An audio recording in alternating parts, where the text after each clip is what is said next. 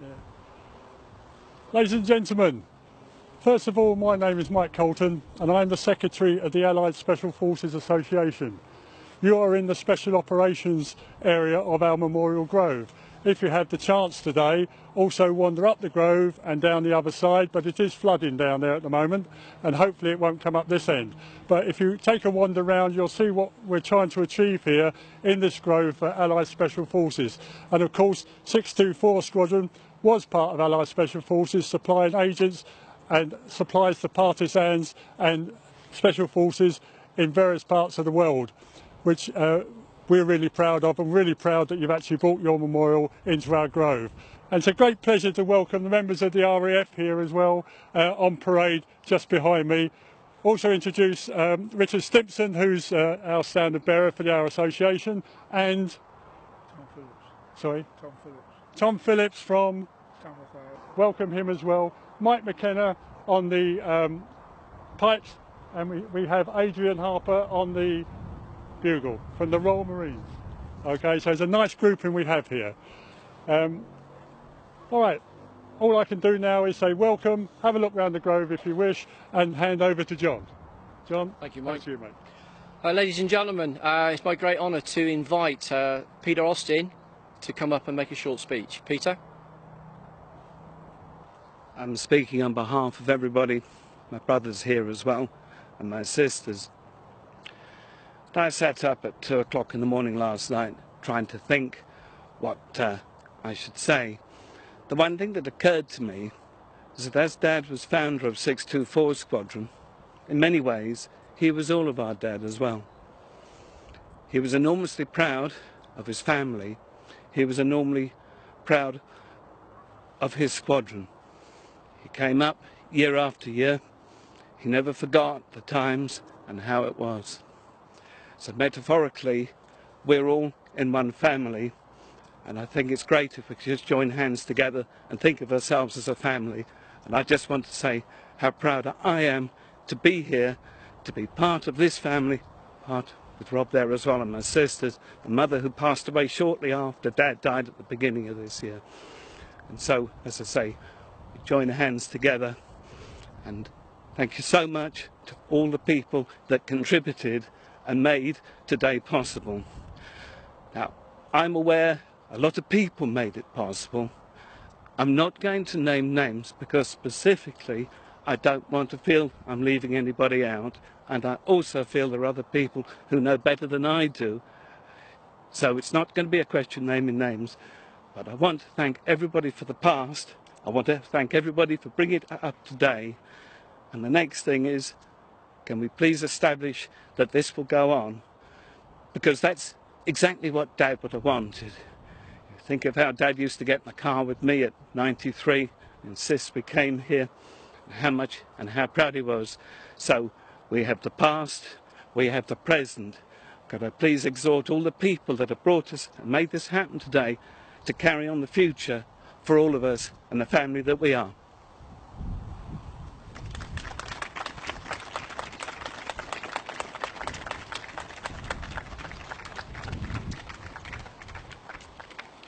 Okay, ladies and gentlemen, I would also now like to introduce to you Sally Ann Barrett, the daughter of Wing Commander Clive Stanbury. I have been asked to say a few words as the daughter of Wing Commander Stanbury.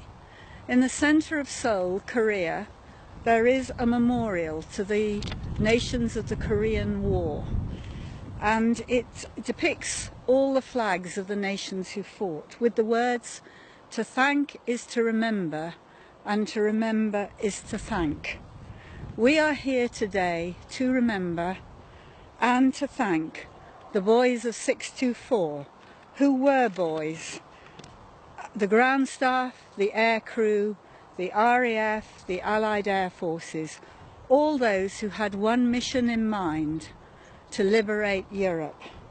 So we remember, and today veterans particularly, thank you. I'd like to end with 3 short statements written by famous men, which I think sum up the spirit of 624. These were statements read by a friend of my father's at my father's funeral, so it's appropriate. The first statement was written by Winston Churchill. Courage is rightly esteemed the first of human qualities. It is the quality that guarantees all others. The second, Moran, The Anatomy of Courage. Courage is a moral quality. It is not a chance gift of nature like an aptitude for games. It is a cold choice between two alternatives, the fixed resolve not to quit, an act of renunciation which must be made not once but many times by the power of will. Courage is willpower. And finally, one that I think is very appropriate, written by Field Marshal Slim. I do not believe that there is any man who would not rather be called brave than have any other virtue attributed to him. And men and women of today's Air Force, I think you also epitomise that statement. Thank you. Thank you.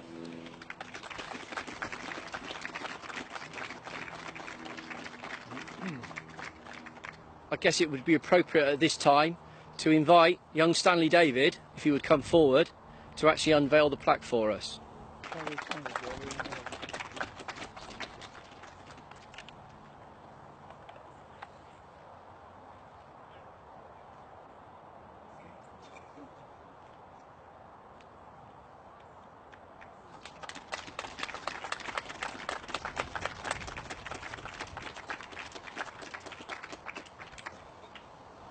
SAC buckle. Sir, ladies and gentlemen, please would you stand if you're able for the tribute.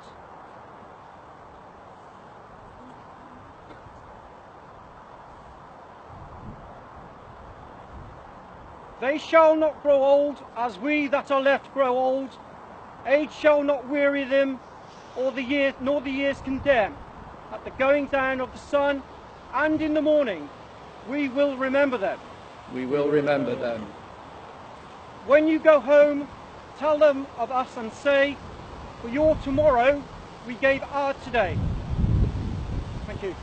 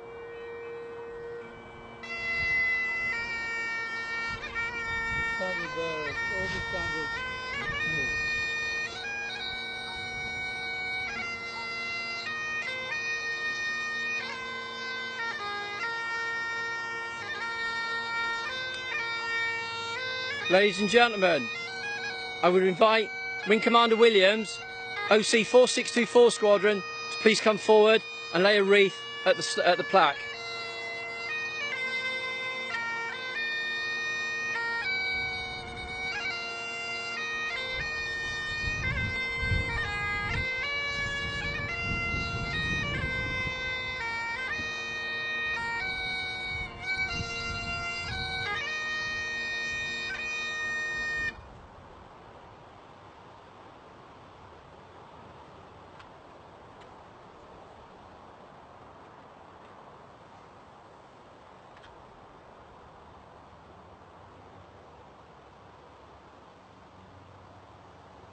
Ladies and gentlemen, I'm about to read a short passage or a note from Group Captain Dixon, who former OC of 4624 Squadron, who actually implemented or started the reunions with 624. So, message to 624 Squadron members, families and supporters from Bob Dixon, former OC 4624 Squadron. May I bring my greetings and very best wishes to the members of 624 Squadron Association, the survivors, families and supporters, as you gather to dedicate a plaque to the memory of a fine squadron whose bravery and contribution to the liberation of Europe is not as well known as it should be. I hope that you have a memorable time together, and my wife Sue and I are sorry that we cannot join you. We will, however, raise a glass to you this weekend with the toast of 624 Squadron, its supporters and absent friends. I'm very proud of the fact that when I commanded 4624 Squadron, we took the initiative over 14 years ago to try and find any survivors of the squadron whose number plate we shared, and which appeared to have been a forgotten squadron. Formed and disbanded during the war, there was no association, badge or website. Thanks to a lot of work by squadron leader Mark Dover and Dave Berryman, who was then a squadron airman and also an aviation historian, survivors were found and we held the first reunion in our squadron buildings at RAF Bryce Norton. The joy of having former members meeting again, in some cases for the first time since they served on 624 Squadron, fully justified the work done. Since then, an annual reunion has been held at RAF Bryce Norton, and although some members have sadly departed or it has become too difficult for them to travel, we and they have had many happy times together. We visited the RAF squadrons, the nearby places of interest, and particularly remember the Battle of Britain Memorial Flight Lancaster making a special fly past for 624 Squadron, followed by a lunch where the crew joined us. We have supported 2 ventures into France to sites where 624 Squadron is also well remembered. The trip to the Pyrenees was particularly special, as 624 Squadron members paraded with the 4624 Squadron armed flight and met former resistance members and local dignitaries over a superb special lunch, having braved a difficult climb earlier to hold a memorial service at the site where a 624 Squadron crew had given their lives to support the French people during the war. It is fitting that a permanent memorial is placed at Arrowas and in the same area as Special Forces have their memories preserved for all to visit in the future, and we are delighted to have helped make this possible. Sue and I have been so pleased with the continued effort you have made to meet each other over the years, have made to each year to enjoy each other's company. We are privileged and proud to have been associated with you all. God bless you all.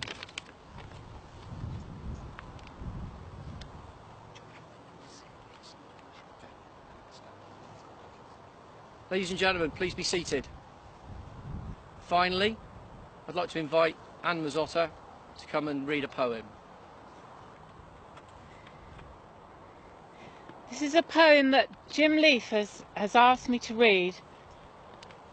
Thank you for our years, for those who gave their lives, for those who did survive, for all of those who fell, for all who went through hell, for those who faced their greatest fears, for the many who did not live to grace their years.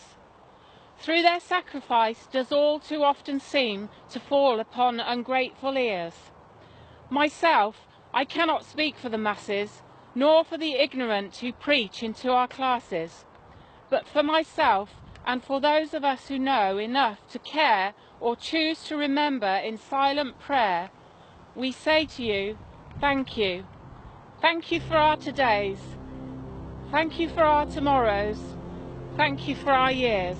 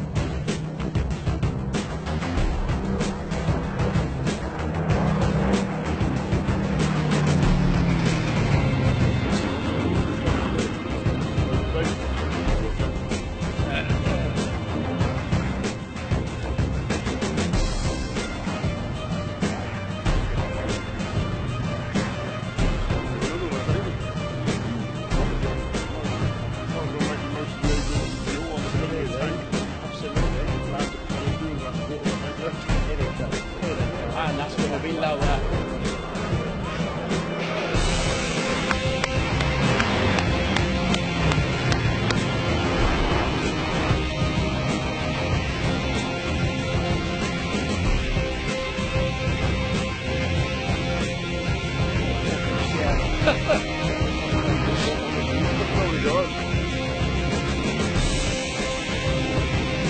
That's low. That's low.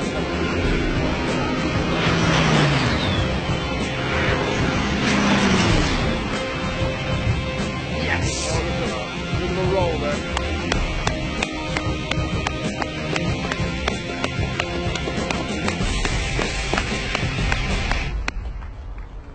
Absolutely fantastic.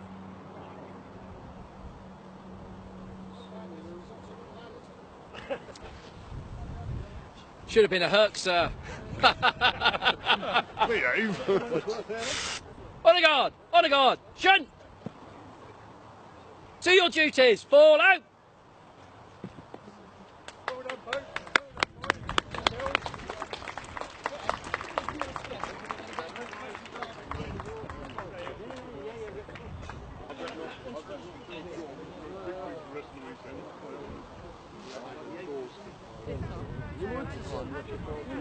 Oh, bless your first. Really? Yeah. Yeah, okay. Yeah. Yeah.